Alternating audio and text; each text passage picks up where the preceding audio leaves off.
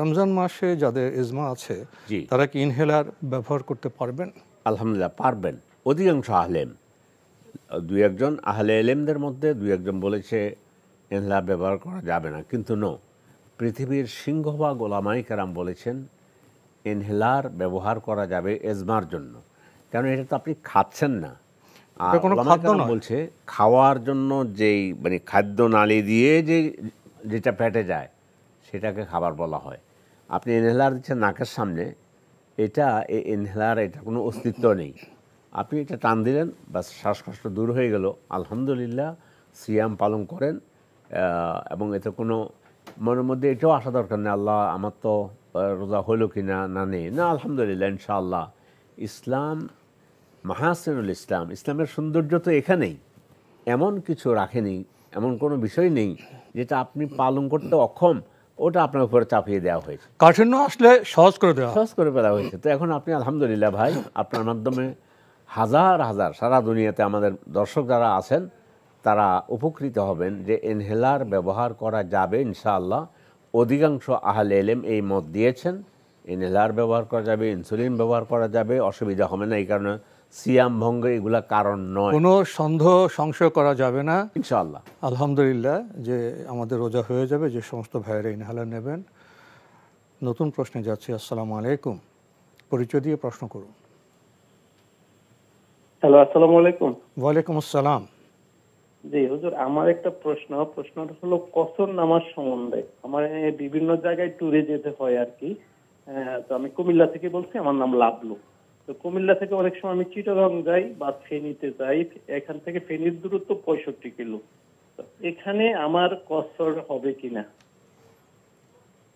আর কোনো প্রশ্ন আছে? না হুজুর, আমার এটাই। ধন্যবাদ। আসলে কাসর সালাত নিয়ে আমাদের সমাজে অনেক রকম প্রশ্ন।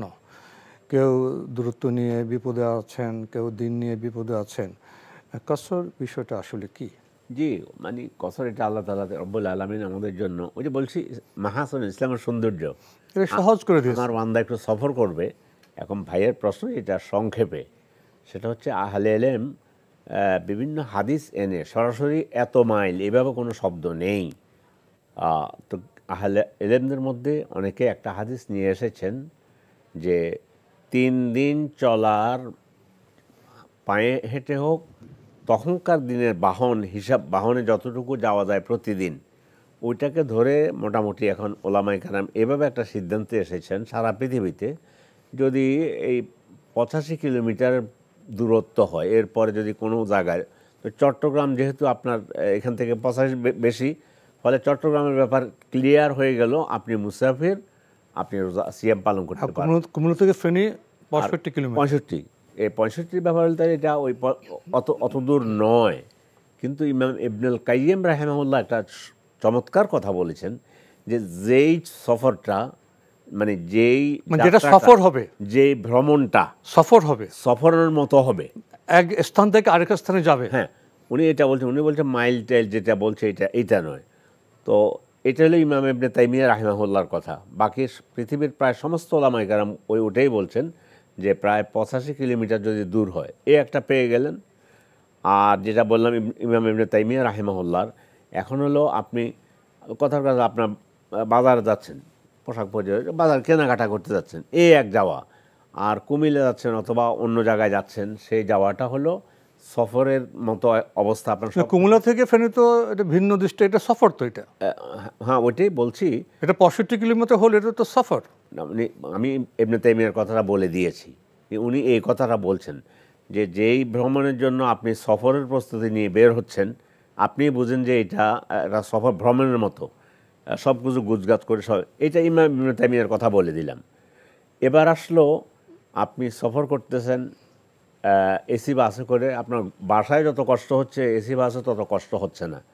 কিন্তু আপনি সফরের দূরত্বে গেলে, অতিক্রম করলে আপনি যত মানে শান্তিতেই যান, সিয়াম আপনি মুসাফির হিসাবে সিয়াম রোজা ভাঙার আপনার অনুমতি আছে, আপনি যত শান্তিতে আছেন।